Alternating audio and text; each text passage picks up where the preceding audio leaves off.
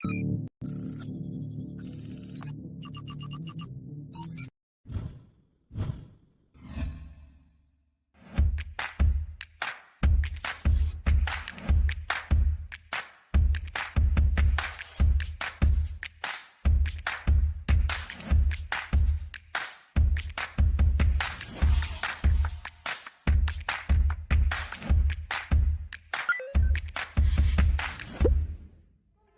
sharing tanya MBS.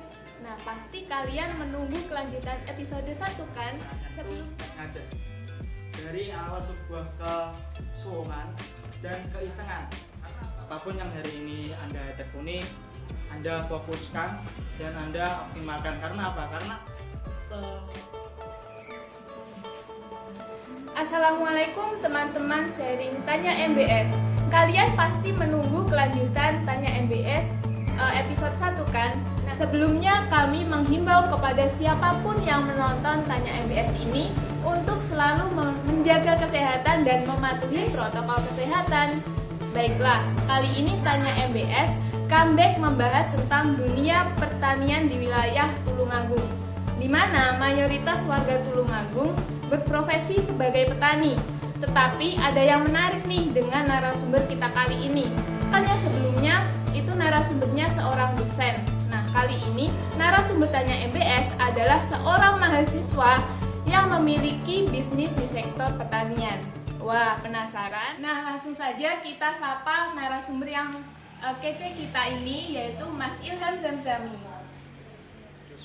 Sebelumnya terima kasih sudah meluangkan waktunya di sharing tanya MBS ini, Mas. Nah, enaknya panggil Mas atau Kak? Kak juga bisa, Mas. Kak aja ya. Siap. Nah, Kak Ilham ini adalah mahasiswa selaku pebisnis dalam bidang pertanian loh.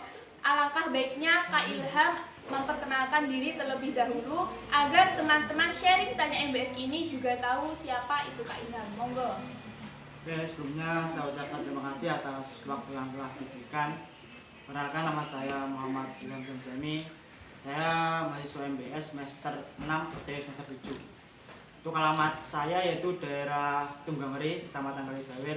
Jadi teman-teman yang rumahnya area Kalidawir, kalau mau mampir silahkan, welcome. Ngopi-ngopi bareng gak apa-apa.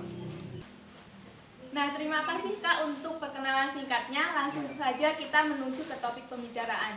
Nah, melihat kesibukan Kak Ilham ini sebagai mahasiswa yang pastinya kuliah, nah itu kenapa sih sektor pertanian menarik minat Kak Ilham ini untuk menjadi petani milenial 4.0? Oke, jadi pertanyaannya sangat bagus sekali. Jadi gini, jadi dulu itu ketika terjun ke dunia pertanian itu nggak sengaja. Dari awal sebuah kesuwungan dan keisengan. Karena apa? Karena dulu itu jujur saya itu dalam dunia pertanian itu jarang terlibat. Walaupun di rumah itu ya persakladannya juga ada, juga alhamdulillah banyak, itu jarang terlibat. Nah, mula-mula masuk dunia pertanian itu di awal pandemi. Jadi pandemi itu membawa hikmah dan membawa nggak hikmah sih, apa ya? Membawa sebuah keburukan mungkin. Nah, jadi ketika pandemi 2 minggu itu saya tuh nggak ngapa-ngapain di rumah.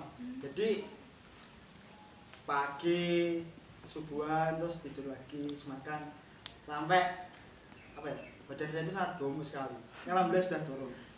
Nah, dari hal yang apa itu, dari sebuah kesuwungan dan iseng-iseng dan tanya-tanya teman-teman sekitar, ternyata itu sektor pertanian itu sangat luar biasa. Bahkan di desa saya itu hampir 2 tahun ini itu petani muda itu meningkat drastis pertumbuhannya. Jadi hampir mungkin 70% di desa saya itu petani muda itu sudah luar biasa dalam pertanian. Jadi dari sebuah kesuwungan tadi, akhirnya saya tanya-tanya kepada teman-teman saya. Yang pertama itu saya menanam tanaman hortikultural, yang dimana itu seperti bawang merah. Nah, jadi yang pertama saya lakukan adalah menanam sebuah bawang merah. Nah, saat itu ladangnya saya kira itu nggak banyak sih, sekitar 60-an tuh. Jadi kalau 60-an tuh gimana ya, pokoknya nggak sampai 100 row lah. Dari 1 hektar masih jauh sekali. Jadi yang pertama tadi membuat terjun dalam dunia pertanian ketika masa pandemi, terus masuknya ke penanaman bawang merah. Nah, alhamdulillah ketika belajar pertama itu sudah apa ya? Itu sangat hasilnya memuaskan. Sebenarnya sebelum pandemi itu sudah mulai pertanian, tapi karena gagal, maksudnya saat panen itu harganya murah sehingga untungnya sedikit, itu kayak putus asa. Terus itu tadi ketika ada pandemi terus akhirnya lahannya kok nganggur, kok lahannya mana-mana nggak digunakan, akhirnya tadi jadi langsung terjun eksekusi bawang merah tadi. Hingga ya, jadi ketika memulai sebuah bisnis di dunia pertanian itu lika-likunya sangat banyak sih, lebih banyak kadang baiknya daripada enaknya gitu. Jadi awalnya saat pandemi terus berjalan ketagihan sampai sekarang. Oke, selanjutnya nih Mas, gimana sih caranya memupuk keberanian untuk menjadi petani milenial 4.0? Menurut saya ketika seorang pemuda, apalagi yang hari itu milenial itu terjun ke dunia pertanian itu mereka sangat apa ya, kata seadanya itu abot, sangat berat sekali karena beban mental juga. Kok kamu anak milenial kok terjun di dunia pertanian seperti itu kan, pasti akan banyak cemuan dari teman-teman, apalagi teman-teman yang kota. Kamu anak cah enom nyapa kok terjun di dunia tani, padahal dunia tani wis kesal dan sebagainya lah. Dan mindset itulah itu yang membuat apa ya, itu yang terus menyerang seorang petani muda apalagi yang baru memulai seperti itu. Nah, tapi pertanian sekarang kan nggak seperti pertanian ketika kita masih kecil kan. Kalau masih kecil kan kita bertani itu kayak nyangkut terus nyirami tanaman itu apa ya, pokoknya dalam artian tenaga yang kita perlukan itu sangat banyak, karena hampir semua yang dilakukan di ladang itu menggunakan tenaga manusia. Tapi sekarang itu kan beda, sekarang karena berkembangnya suatu teknologi dan merambah ke dunia pertanian itu semakin mudah. Jadi nggak menyiram tanamannya dulu dari kocar ke panas, itu sekarang sudah bisa menggunakan pipa paralon, sprinkle, mungkin nanti penyemprotan tanaman juga menggunakan sebuah diesel dan sebagainya gitu. Jadi hari itu sebenarnya sih ya dunia pertanian itu enggak apa ya, kalau orang awam memandang dunia pertanian itu sangat berat karena tenaga yang dibutuhkan sangat banyak, tapi sebenarnya enggak seperti itu. Sebenarnya sangat mudah sekali. Yang lebih berat adalah di mentalnya.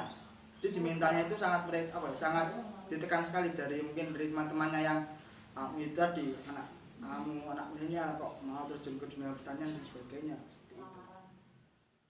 Nah, melihat sumber daya manusia yang saat ini itu terutama pemuda mengalami peningkatan dan melihat perkembangan di zaman sekarang, sebaiknya apa sih Kak yang harus dilakukan untuk mengembangkan dunia pertanian? Oke, yang pertama adalah regenerasi petani. Jadi regenerasi petani itu sangat penting, yang dimana dari transisi dari petani yang sudah tua ke petani yang milenial itu penting sekali regenerasi. Yang kedua adalah pemanfaatan teknologi. Jadi hari ini tuh petani milenial itu harus tahu tentang teknologi petani itu apa. Misal dari sistem pengolahan tanah, sistem penyiraman tanah seperti apa dan sebagainya. Jadi regenerasi, terus apa tadi, teknologi. Yang kedua adalah mereka harus bisa membuat produknya itu dipasarkan sendiri. Jadi nggak hanya mengandalkan seorang pengepul, tapi juga mereka bisa mandiri dalam memasarkan memasarkan produknya seperti itu.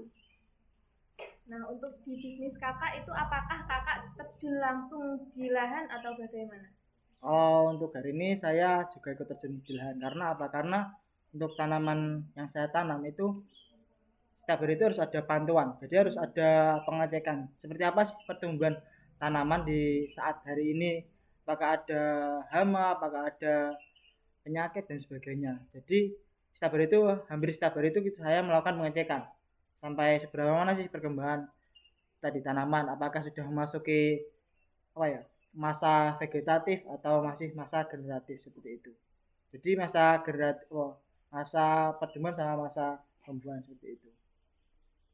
Nah, sekarang ini kan banyak ya Kak, mahasiswa itu yang udah punya bisnis keren dan kekinian yang dipasarkan di media sosial. Tapi bisa nggak sih Kak pertanian itu jadi sebuah bisnis?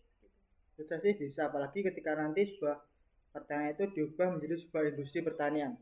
Jadi yang dimana pertanian itu berkolaborasi dengan teknologi, terus dengan mempekerjakan sebuah karyawan dan sebagainya, nanti akan bisa kita akan bisa menjadi sebuah bisnis yang sangat sangat bagus sekali sih untuk menunjang perekonomian. Karena apa? Karena itu tadi hasil dari sebuah pertanian itu sangat dibutuhkan oleh masyarakat tadi. Jadi ketika kita bisa tadi memaksimalkan hasil dan sebagainya, nanti itu akan menjadi sebuah bisnis yang sangat luar biasa. Karena menurut saya apapun yang Anda lakukan ketika nanti Anda tekuni dengan sungguh-sungguh, itu akan menjadi sebuah profit yang luar biasa. Untuk pemasaran bisnis kakak nih, apakah kakak itu memasarkan sendiri atau ada bantuan dari orang lain?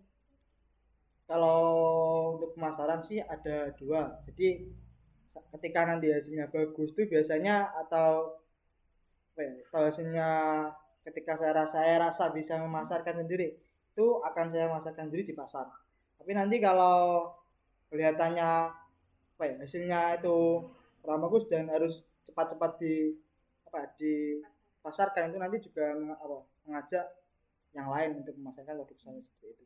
Karena hari ini tuh kalau saya itu dominan memasarkan sendiri. Karena saya sangat menjaga kualitas dari tanaman. Biarpun harganya murah, tapi itu gimana caranya biar tanaman itu hasilnya bagus. Karena apa? Dan melimpah. Karena walaupun harganya murah, ketika kita tanamannya kita bagus dan punya itu akan tetap ada keuntungan yang kita dapat. Apalagi dipasarkan sendiri seperti itu. Nah, kalau melihat kondisi sekarang itu kan bertepatan dengan adanya PPKMB. Ya. Nah, gimana sih sektor pertanian sekarang? Apakah mengalami suatu peningkatan atau malah penurunan? Gini, kalau ini kan pengalaman yang dulu saat lockdown pertama dulu ya. Itu kan pasokan dari bahan bumbu atau kayak bawang merah cabai itu kan itu tidak boleh masuk kan. Nah itu sangat dampaknya di dunia pertanian itu sangat luar biasa. Dengan adanya pembatasan itu kan harga hasil tanam lokal itu bisa naik. Tapi untuk hari ini kan walaupun ada kebijakan seperti itu, tapi kan masih bisa kan untuk barang-barang hasil petani itu masuk ke daerah-daerah. Itu menurut saya dampaknya juga sangat luar biasa. Tapi ya untuk dampak dari harga itu enggak selambung saat lockdown dulu. Karena hari itu cenderung stabil. Karena apa? Karena hari ini itu kan mau Idul Adha kan.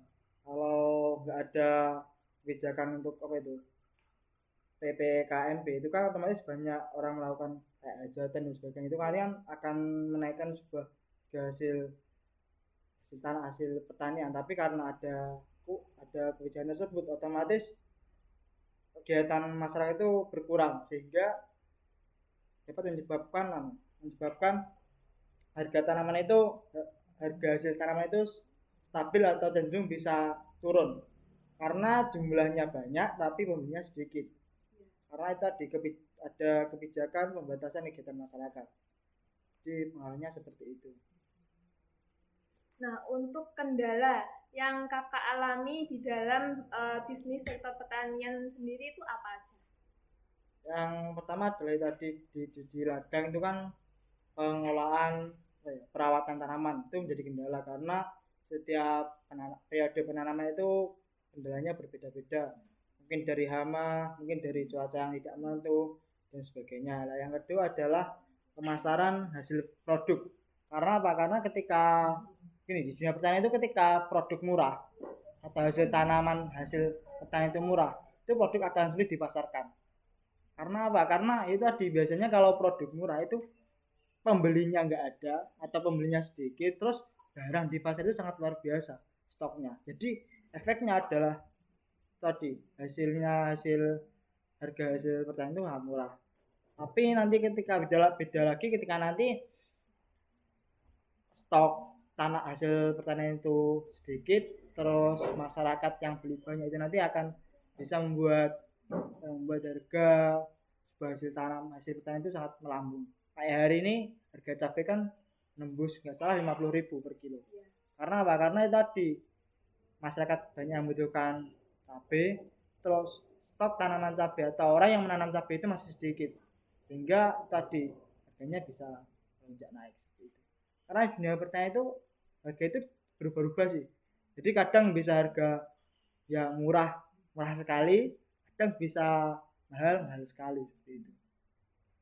Nah, ini nih Kak, saya itu menemukan sebuah artikel bahwa Pak Ridwan Kamil itu mencari 5.000 anak muda Jawa Barat untuk jadi petani dengan janji dimodali. Apa sih tanggapan Kakak terhadap artikel ini? Menurut saya sih sangat bagus sih ketika ada pemerintah yang mau memberikan modal untuk petani muda.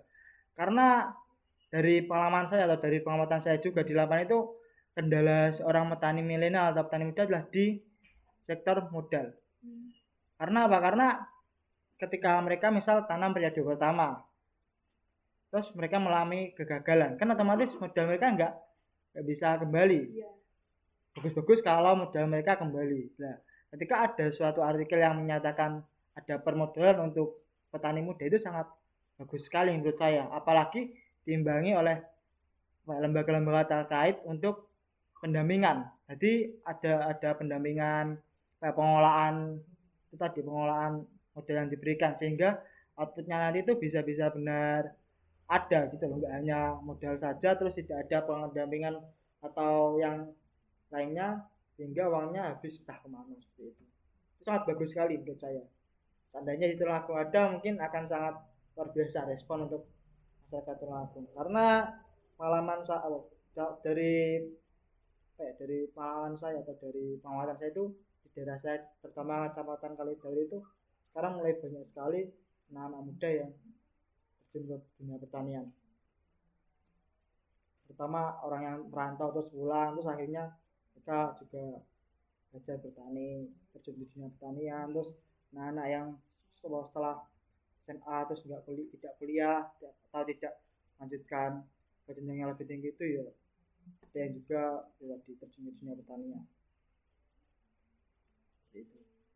Nah, apa sih tips untuk milenial saat ini itu bisa berani untuk berbisnis di sektor pertanian sendiri? Motivasinya itu adalah mulai dulu. Jadi action dulu. Ketika kita sudah berani memulai, jangan lupa juga untuk evaluasi. Itu penting sekali karena sebagus-bagusnya sebuah ide tanpa kita eksekusikan hambar lah. Cuma jadi angan-angan saja. Jadi nggak ada sebuah hasil yang nyata seperti itu, hanya sebuah mimpi. Tapi ketika kita sudah punya ide terus kita eksekusi, entah nanti itu akan berdampak seperti apa kan juga ada evaluasi juga kan. Nah, ketika nanti kita eksekusi lagi seperti itu. Jadi harus eksekusi sih.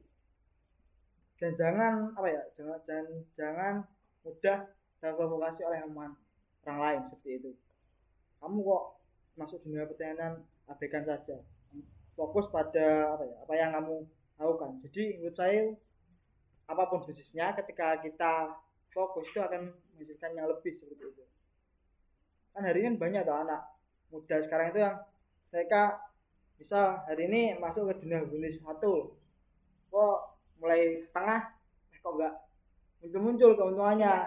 Atau kan pindah lagi banyak kan seperti itu. Mungkin teman-teman sampean ada sih yang seperti itu. Terus otomatis pindah lagi ya sampai lelah.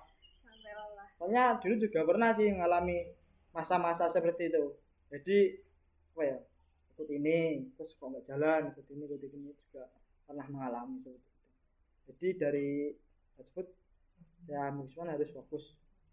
Jika sudah satu bidang fokus untuk merambah bidang lain silakan seperti itu. Nah, untuk yang terakhir itu apa sih yang menjadi semangat kakak dalam berbisnis di sektor pertanian itu? Karena semangat saya karena di dunia pertanian itu saya itu menjalankan sebuah apa ya, kayak ajaran di Islam itu loh. Jadi kita itu di dalam dunia pertanian itu kita berhubungan dengan Tuhan, berhubungan dengan alam, berhubungan dengan manusia juga, berhubungan dengan Tuhan. Ketika nanti kita berusaha dengan baik dan kita berserah diri hasilnya kepada Tuhan, kan otomatis kita menjalin hubungan dengan Tuhan tuh. Soalnya di dalam dunia pertanian itu kesabaran kita itu sangat diuji sekali. Dari misal gagal panen dan sebagainya itu, terus produk hasilnya kurang bagus, itu sangat diuji sekali. Dan kalau kita tidak berserah dirian mau kemana lagi gitu loh. Jadi hubungan sama Tuhan itu selalu melekat lah dalam seorang petani gitu. Yang kedua adalah hubungan dengan alam. Nah, karena sabari kita interaksinya dengan tumbuh-tumbuhan, kita harus merawatnya dengan sebaik mungkin agar tumbuhan itu bisa menghasilkan hasil yang bagus. Yang kedua, kita juga menolong sama manusia. Kita bisa memberikan bahan-bahan kayak bahan makanan kayak entah padi, terus entah bahan bawang merah, bahan masak dan sebagainya. Jadi ketika saya terjun itu di dunia pertanian itu kita menjalankan 3 hubungan sekaligus, hubungan sama Tuhan, sama manusia dan sama alam seperti itu. Jadi mungkin itu motivasinya. Wow, sangat menarik. Dan itu gini, poin hubungan 3 tadi itu itu emang enggak apa, kita tercetus itu saat mengalami di lapangan. Ternyata dunia pertanian itu adalah kita menjalin hubungan 3 itu ya. Seperti itu. Nah, terima kasih ya Kak Ilham sudah meluangkan waktunya untuk sharing di Tanya MBS ini. Nah, untuk menutup sesi sharing ini dipersilahkan untuk Kak Ilham menyampaikan closing statement. Jadi pesan saya kepada teman-teman mahasiswa MBS, terutama yang sudah mulai berbisnis atau yang belum, apapun yang Anda lakukan tuh harus fokus dulu. Jadi fokus, terus optimalkan dan terus tekuni. Karena apa? Karena ketika kalian melakukan hal dengan fokus dan optimal dan sampai tekun, itu akan mendapatkan hasil yang luar biasa. Mungkin seperti itu. Terima kasih Kak Ilham atas closing statement-nya. Nah, untuk teman-teman yang memiliki pertanyaan seputar manajemen bisnis bisa meninggalkan komen di kolom komentar. Nah, alhamdulillah sesi sharing Tanya MBS telah usai. Ngomong-ngomong nih soal pandemi, kita kan diwajibkan untuk memakai masker, menjaga jarak, dan mencuci tangan. Nah, kami ada rekomendasi dispenser sabun dari Warna-Warni Store. Dengan dispenser ini, keestetikan di rumah kalian itu semakin bertambah. Dispenser ini terbuat dari marmer yang glamour dan menarik. Nah, kalian jika berminat itu bisa menghubungi nomor di bawah ini. Atau juga bisa